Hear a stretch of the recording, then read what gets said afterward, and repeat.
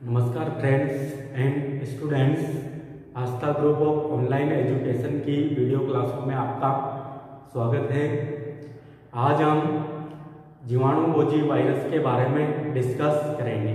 पिछले video lecture के दौरान हमने तंबाकू मोजेक वायरस की संरचना और वायरस की टिपिकल संरचना के बारे में बात की थी। आज हम स्टडी करेंगे बैक्टीरियोफेज या जीवाणुभोजी वायरस।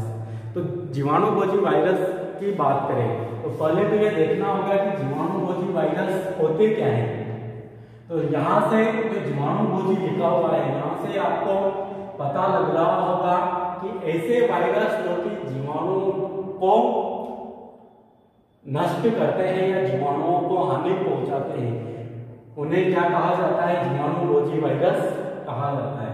तो ऐसे वायरस जो कि जीवाणु कोशिका को संक्रमित करते हैं, किसको संक्रमित करेंगे?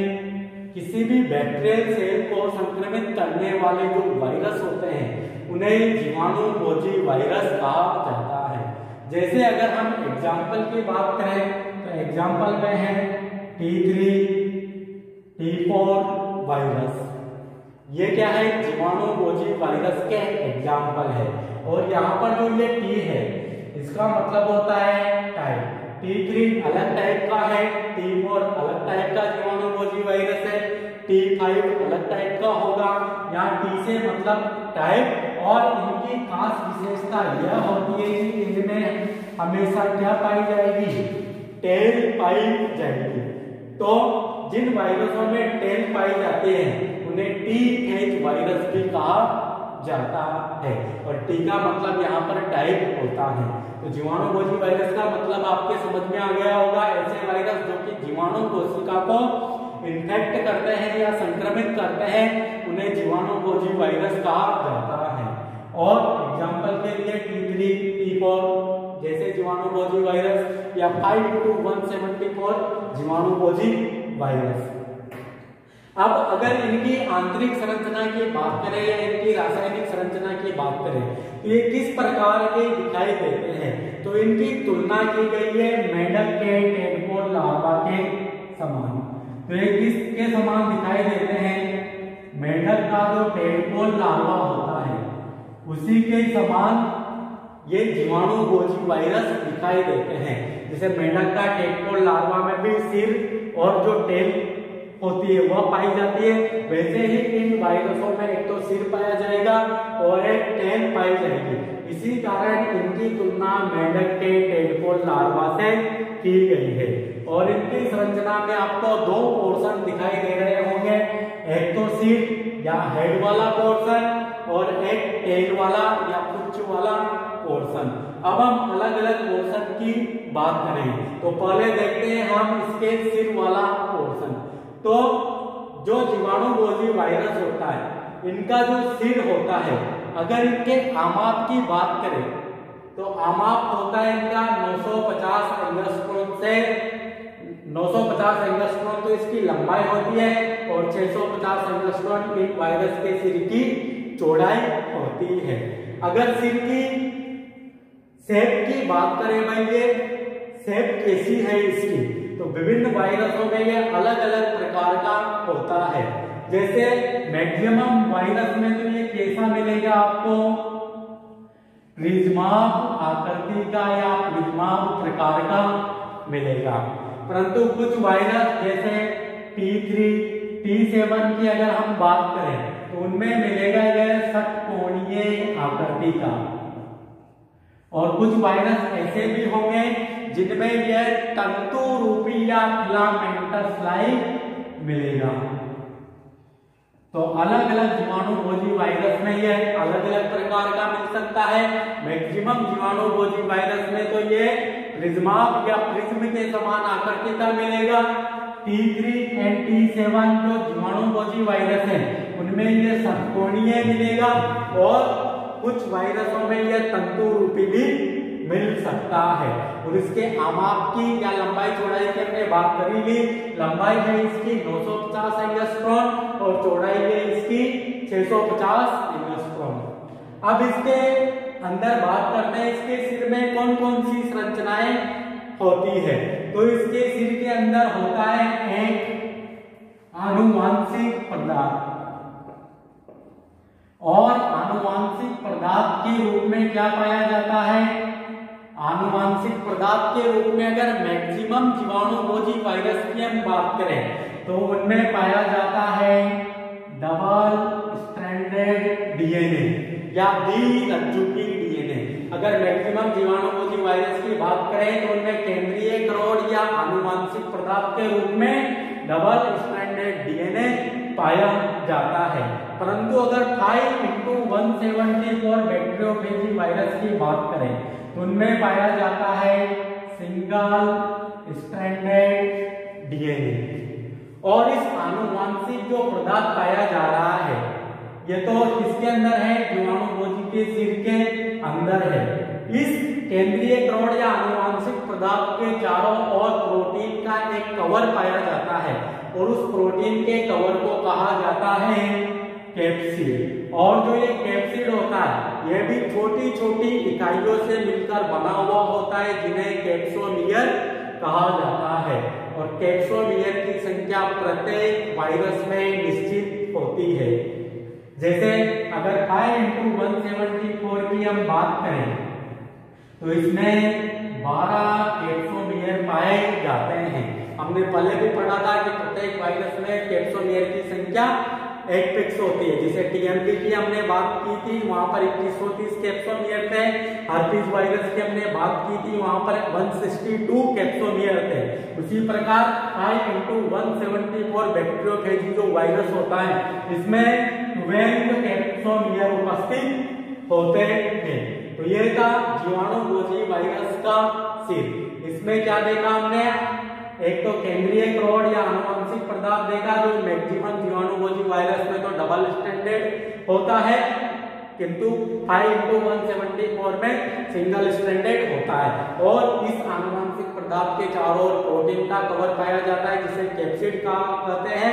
और कैप्सिड छोटी छोटी इकाइयों से मिलकर बना हुआ होता है जिन्हें कैप्सोमियर कहा जाता है। और प्रत्येक वायरस में कैप्सोमियर की संख्या निश्चित होती है। इसके बाद बात करते हैं हम इसके टेल वाले पोर्शन की।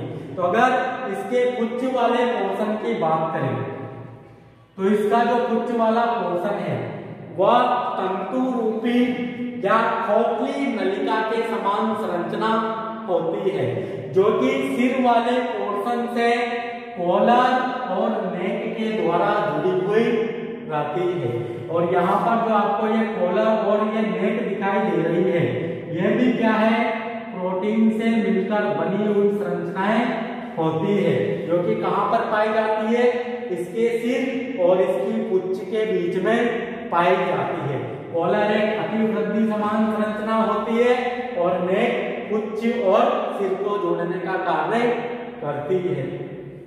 अब जो इसकी जो ये पुच्छ होती है ये खोखली होती है क्योंकि इसमें जेनेटिक मटेरियल या डीएनए वगैरह कुछ भी नहीं पाया जाता।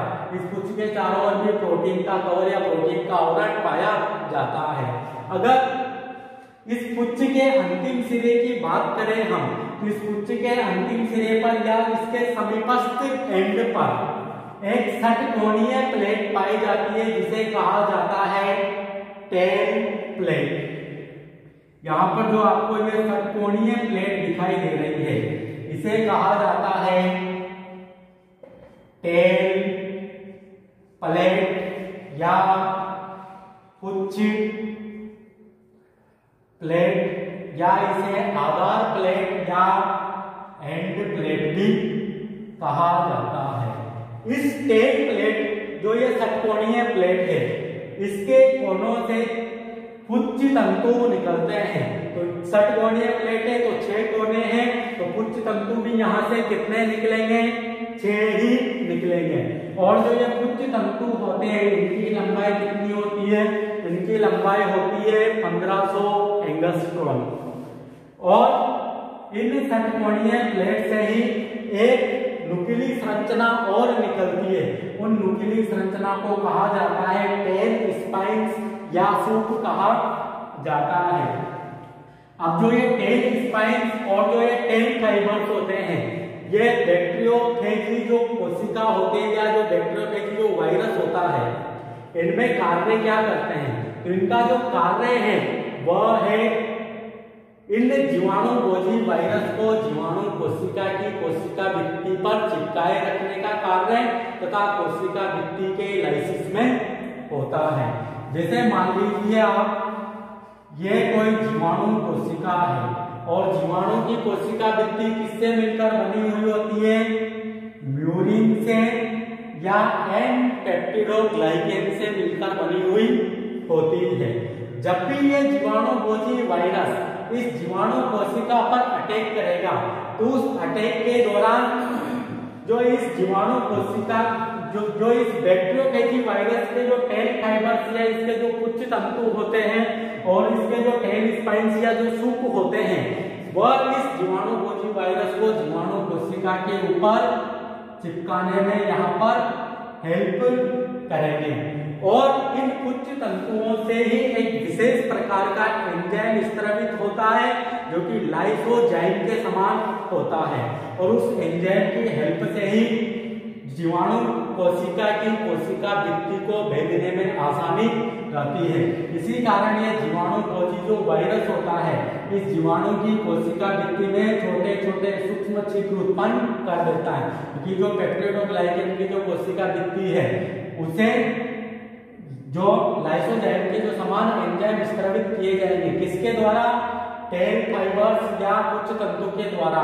वो यहाँ पर सूक्ष्म छिद्र उत्पन्न कर देंगे और इन सूक्ष्म छिद्रों से जो जीवाणु भोजी का जो डीएनए है वह जीवाणु कोशिका के अंदर आ जाएगा। तो इनके दो कार्य हैं, एक तो टेल स्पाइन्स है और जो कुछ तंतु है इनके दो कार्य हैं, एक तो अटैचमेंट में हेल्प, जीवाणु कोशिका की कोशिका भित्ति से चिपकाए रखने में हेल्प और जीवाणु की कोशिका भित्ति को भेदने में हेल्प। तो दो कार्य इनके हैं। तो ये थी जीवाणु भोजी वायरस की रासायनिक संरचना या इसकी आंतरिक संरचना, जिसमें दो पोर्शन है, एक तो सिर वाला और एक टेल वाला। और जो सिर का जो माप है और 950 तो इसकी लंबाई है और 650 एंगस्ट्रॉन इसकी चौड़ाई है। उसी प्रकार जो कुछ तंतु है इसकी भी लंबाई लगभग 950 एंगस्ट्रॉन ही होती है। ये थी जीवाणु भोजी वायरस की संरचना। अब जो ये जीवाणु भोजी वायरस होते हैं ये भी दो प्रकार के होते हैं और वह भी किसके आधार पर? जीवाणु कोशिका से पारस्परिक अंतःक्रिया के आधार पर। तो जीवाणु भोजी वायरस का कार्य क्या है? जीवाणु कोशिका को संक्रमित करना। तो जीवाणु कोशिका से पारस्परिक इनकी अंतःक्रिया के आधार पर जीवाणु भोजी वायरस दो प्रकार के होते हैं। एक तो उग्र या विरुडेंट जीवाणु भोजी वायरस या इन्हें संक्रमणकारी जीवाणु भोजी वायरस भी कहा जाता है। एक होते हैं अनुग्र या नॉन विरुडेंट या असंक्रमणकारी जीवाणु भोजी वायरस। तो दोनों का ही हम समझते हैं। तो हमने बात की अभी जो जीवाणु भोजी वायरस होते हैं वो दो प्रकार के होते हैं। किसके बेसिस पर? जीवाणु कोशिका के साथ पारस्परिक अंतःक्रिया के आधार पर। एक तो उग्र या विरुलेंट या उसे कहा जाता है संक्रमणकारी जीवाणु भोजी वायरस। एक होते हैं अनुग्र या नॉन विरुलेंट या इन्हें संयत जीवाणु भोजी वायरस भी कहा जाता है। तो पहले हम बात करते हैं उग्र या विरुलेंट जीवाणु भोजी वायरस। तो जो ये उग्र जीवाणु भोजी वायरस होते हैं जब ये जीवाणु कोशिका को संक्रमित करते हैं, जैसे कोई ये बैक्टीरियल सेल है और ये यहाँ पर जीवाणु भोजी वायरस है, तो जब भी ये जीवाणु भोजी वायरस किसी जीवाणु कोशिका को संक्रमित करता है तो उस दौरान ये जीवाणु भोजी वायरस क्या करेगा? अपने डीएनए को जीवाणु कोशिका में एंटर करा देगा और जीवाणु कोशिका में जब जीवाणु भोजी का डीएनए आ जाएगा तो पूरी कोशिका पर ये डीएनए कंट्रोल कर लेगा और इसके द्वारा ही वायरस के प्रोटीन बनाए जाएंगे, जिसके कारण इस कोशिका के अंदर बहुत सारे जीवाणु भोजी वायरस का यहाँ पर निर्माण हो जाएगा, क्योंकि उसी टाइप के प्रोटीन यहाँ पर बनाए जाएंगे जो कि वायरस का डीएनए चाहता है। तो मतलब जीवाणु भोजी का डीएनए जब जीवाणु कोशिका के अंदर एंटर हो जाएगा तो इस दौरान जो जीवाणुभोजी वायरस होता है वह अपनी वृद्धि करेगा, अपना गुणन करेगा और अपनी संख्या बढ़ाएगा, जिसके कारण क्या होता है, जो जीवाणु कोशिका होती है इसका लाइसिस हो जाता है या जीवाणु कोशिका फट जाती है, मतलब इसकी मृत्यु हो जाती है। तो ऐसे जीवाणुभोजी वायरस को कहा जाता है उग्र या विरुलेंट या संक्रमणकारी जीवाणुभोजी वायरस। और ऐसे जो वायरस होते हैं ये क्या संपन्न करते हैं, लाइटिक साइकिल संपन्न करते हैं, मतलब जीवाणु कोशिका का लाइसिस करवाते हैं और इसे ही लाइटिक साइकिल कहा जाता है। इसे हम जब ट्रांसडक्शन या जो पारक्रमण जो टेक्निक है जीन ट्रांसफर की, जब वह पढ़ेंगे तो लाइटिक साइकिल को वहां पर हम काफी डिटेल से समझेंगे। तो अभी तो हम समझते हैं विरुलेंट जीवाणुभोजी वायरस किन्हें कहेंगे, ऐसे जीवाणुभोजी वायरस जो कि जीवाणु कोशिका का लाइसिस कराते हैं या जीवाणु कोशिका में लाइटिक साइकिल संपन्न करते हैं, उन्हें विरुलेंट या संक्रमणकारी जीवाणुभोजी वायरस कहते हैं। क्योंकि ये जीवाणुभोजी वायरस जब अपने डीएनए को जीवाणु कोशिका के अंदर एंटर करा देता है तो उसी के समान प्रोटीन यहाँ पर बनाए जाएंगे, मतलब बहुत सारे जीवाणुभोजी वायरस यहाँ पर बनाए जाएंगे। मतलब हम यहाँ पर कह सकते हैं कि यहाँ पर बहुत सारे जीवाणुभोजी वायरस बनेंगे, जिसके कारण जीवाणु कोशिका की यहाँ पर मृत्यु हो जाएगी। इसके बाद सेकंड समझते हैं हम यहाँ पर अनुक्रिय या नॉन विरुलेंट जीवाणुभोजी वायरस, मतलब यहाँ पर जीवाणु कोशिका का लाइसिस नहीं होगा। तो इस केस में क्या होगा, जैसे कोई ये जीवाणुभोजी वायरस है और जब ये इस जीवाणु कोशिका को संक्रमित करता है तो अपना डीएनए किसमें एंटर कराएगा, जीवाणु कोशिका के अंदर एंटर कराएगा। परंतु जो ये जीवाणु कोशिका जो डीएनए है, जीवाणु के पास भी अपना खुद का डीएनए होगा, तो इस जीवाणुभोजी का जो डीएनए है इस जीवाणु के डीएनए के साथ इंटीग्रेटेड हो जाता है, मतलब इसी का यह एक भाग बन जाता है और इसी डीएनए के साथ ये रेप्लिकेट होगा और जीवाणु के ही यहाँ पर प्रोटीन बनेंगे, वायरस का कोई इफेक्ट नहीं होगा। अगर इस केस में भी अगर हम इस जीवाणुभोजी जो वायरस का जो डीएनए है इसको अलग कर दे तो ये वापस से लाइटिक फेज में चला जाएगा। अगर इसके साथ इंटीग्रेटेड ही इसे रहने देते हैं या इसी के साथ संयोजित ही इसे रहने देते हैं तो उस केस में जीवाणु कोशिका की मृत्यु नहीं होगी। और यहाँ पर जो ये वायरस का जो डीएनए जीवाणु के डीएनए के साथ संयोजित हुआ है इसे कहा जाता है प्रोफेज या प्रोफेज या जीवाणुभोजी प्रोफेज या जीवाणु प्रोफेज। और ऐसे जो जीवाणुभोजी वायरस होते हैं ये जीवाणु कोशिका में लाइसोजेनिक साइकिल संपन्न करते हैं। कौन सी साइकिल संपन्न करेंगे, लाइसोजेनिक साइकिल, और इस दौरान जीवाणु कोशिका की मृत्यु नहीं होगी।